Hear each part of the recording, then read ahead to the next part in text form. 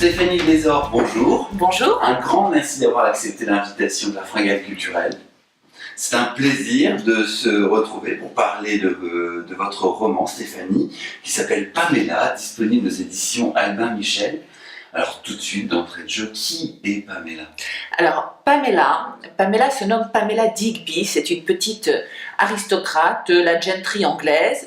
Alors tout à fait simple, tout à fait normal, on chasse à court dans la semaine et puis on marie des filles, parce qu'il n'y a que ça à faire, des filles, et les garçons héritent du domaine, c'est le droit de primogéniture.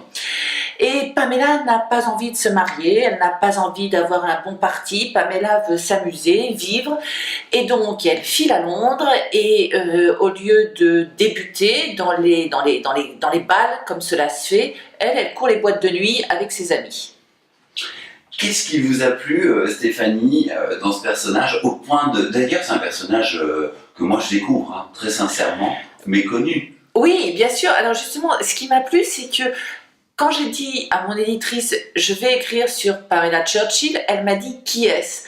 Quand j'ai dit autour de moi « je veux faire la biographie romancée de Pamela Churchill », mais qui est-ce ?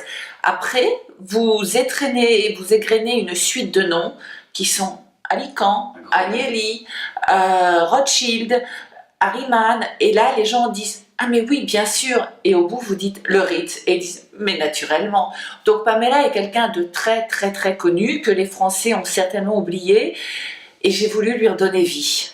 Alors, à travers un roman, pour écrire ce roman, comment vous y êtes prise? Il y a eu tout un travail de recherche. Oui. Pas vouloir faire aussi un livre de plus, j'imagine. Il fallait amener quelque chose de d'ailleurs, on en parlera après.